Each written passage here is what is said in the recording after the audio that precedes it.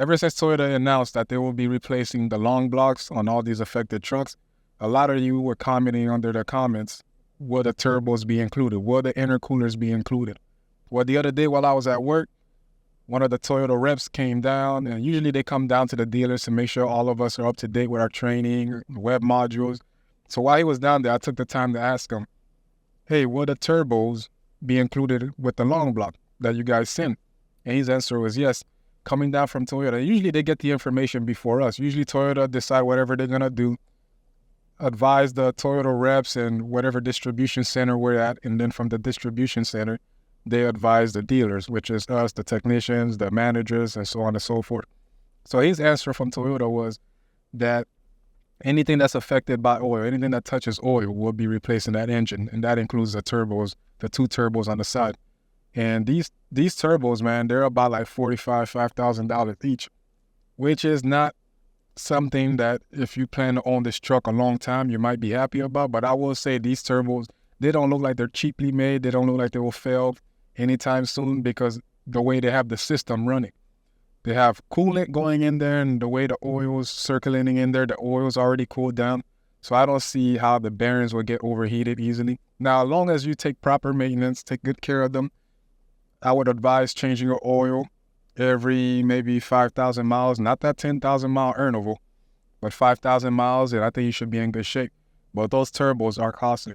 So yeah, those two turbos will be included in the long block, which is good news. So anything that touches oil. As far as the intercooler, he said that he doesn't think the intercooler would be included because it doesn't have any oil going through it, which makes sense. A lot of time when we're doing the engine and the short blocks, we never change out the intercooler. Usually we always change out the two turbos, and that's pretty much it as far as anything that's touching oil. Well, other components are changed too. Timing cover, of course, with the oil pump attached to the timing cover, oil filter, anything inside that touches oil, we're already replacing. But it's comforting to hear that the two turbos on the side will be included as well. And the second question that I asked them was, do you think Toyota went with the long block because of all the bad media coverage it's been getting? Whether it's on YouTube, Facebook, TikTok, did that put some pressure on Toyota to issue out these long blocks? And his answer to me was, surprising because I thought for sure that was the reason why they went with the long block. He said Toyota said they didn't like the rate of failures after the short block were installed in the truck. So that makes sense because I'm sure you've seen in the forums that some customers say, hey, this is my third time going back to the dealer. This is my fourth time. And you see all these guys on YouTube making videos. Hey, this guy went back for his second time and, just bashing Toyota. So Toyota was aware of that situation happening because these guys were putting the engine back together incorrectly, which I'm surprised and not surprised at the same time, if that makes any sense. So what happened was, like, some of these guys, they were reusing the timing cover, which of course contained the oil pump. And of course, they go start the engine runs for a couple of days or so, debris gets right back into the main bearings, truck fails again. Why were they reusing the timing cover? I don't know. But that kind of was the reason why Toyota issued out the long block. Now, at first, I thought for sure, like I said, it was the social media coverage and the pressure from the consumers. But no, it was the rate of failures that were occurring after, technicians at the dealer were trying to attempt to do the short blocks. Whether it's the engine failing, oil pressure light coming on, oil pressure is too low, whatever the reason was, Toyota did not like the rate of failures that were occurring. So that way they said, you know what, we're going to minimize all of that. We're just going to issue out a long block to prevent all of this from happening, which makes sense because a brand new truck, $70,000, $80,000, depending on the package and the lift kits you got. You don't want your truck back on a tow truck for the second time, third time. So they did right by the customers. Now, why would a technician at a dealer who's supposed to be engine expert making a silly mistake like that? Why would they, continue to reuse an oil pump that have metal debris in there on an engine that failed for metal debris? Well, the only logical answer to that is I could tell you a little secret on how it works in the dealer. What goes on. So not every dealer, you have your master technician, you have your MDTs, master diagnostic technician. But what happens? Most of those guys, they have seniority. They already been at the dealer for a while. They pretty much run the shop.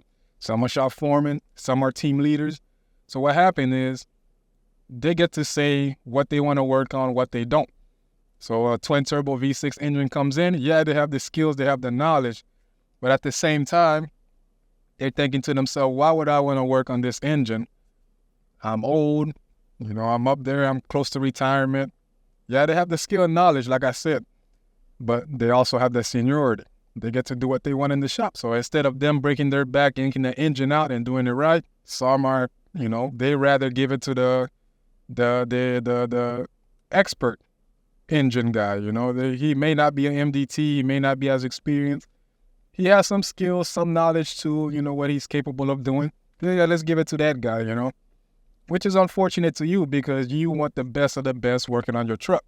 But that's not always the case at the dealer. So that's another tip for you guys. So depending on the skill level or depending on the job you're getting done at the dealer or the repair you're getting done, if it's anything engine related or anything that's being rebuilt, it's okay to request a master diagnostic or a master technician to work on it. Somebody with the qualifications. Because what happened is the MDT will look in through the ROs and say, hey, there's another job that's here. Oh, it's an engine rebuild. I don't want to do that. I'm 50 years old. Why would I want to touch it? Let's give it to that, 25-year-old guy, kid who just started out. He can make the money on it. Let him try it out. And then that's when you end up with those errors. Now, normally Toyota will say, hey, you need to be engine expert before you do such a big job like that. But again, things happen at the dealership. We don't live in a perfect world. So you got to be careful. But that was really surprising to me that was the reason why Toyota issued out the long block procedure or as a remedy for the repair. And I remember too a while back when they came out with the FRS, Scion FRS valve spring recall. Now, of course, the Scion FRS is mainly a Subaru, but as Toyota technicians, we did have to work on it. When they came out with the valve spring recall, a lot of the guys in the shop, when they were doing the valve springs, they also had a high rate of failure because, one, the engine they were not really familiar with. Yeah, it's been around Toyota for a while with the Scion FRS, but we never really had to go inside. So I know a lot of guys, when they were done with the valve springs, it was leaking oil or debris got inside and it threw out the bearing, and then now you need a new short block.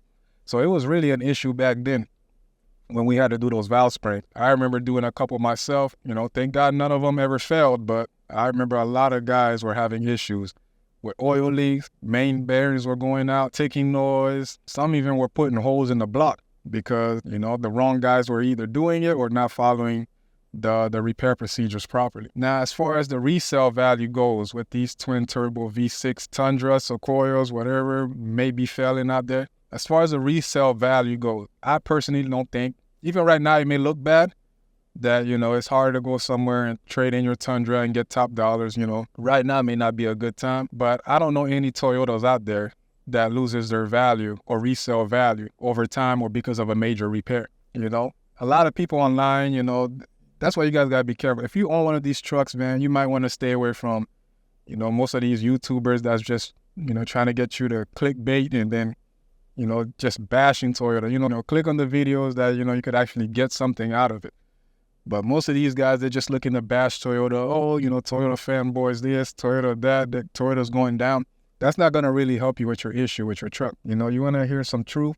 And the truth is, it may look bad right now, but if you hold on to your truck, don't be quick to get rid of it and lose all that value that you already invested in it, because you're not really gonna get much out of it because the depreciation value is already in effect.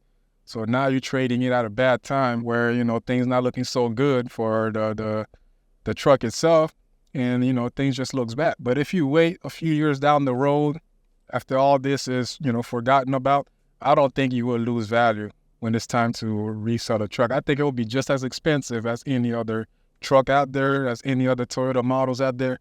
I don't think you're going to lose much value at all. Why do I say that? Because there are many other Toyota models out right now that had issues in the past with the 2AZ engine, with the oil consumption issue that they had for a while.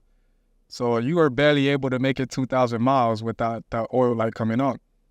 Toyota issued out not a recall, but a customer service campaign where we would replace your piston rings, kind of rebuilt the motor a little bit, and then that helped with the oil consumption. But can you go on the market today and find those vehicles at a discount? When you go to buy a vehicle, can you use that as an argument to get a better deal? I can't think of any Toyotas out there I can get at a discount because certain repairs or certain recalls were issued in the past. Some of you might say, well, yeah, but Junior, they weren't big recalls. They weren't, engine being yanked out of the car and maybe a couple updates here and there, but they weren't big recalls. And I will argue with that by saying, the Tacomas at the frame, the Tundras at the frame, recalls, the oil consumption that I mentioned. And, I could go on and on.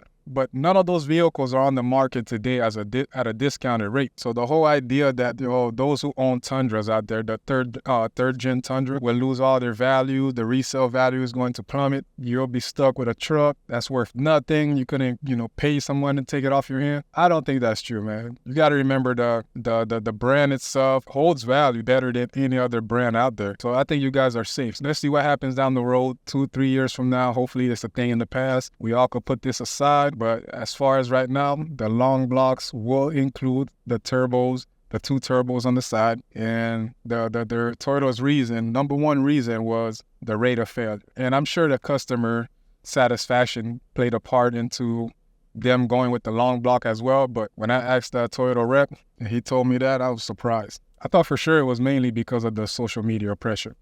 So that's all the update I got for you guys. Anything that changes, I'll be sure to give you guys another update. So far, long blocks will include the twin turbos. Hope you guys find this video informative. If you did, don't forget to hit the like and subscribe button. As always, thanks for watching.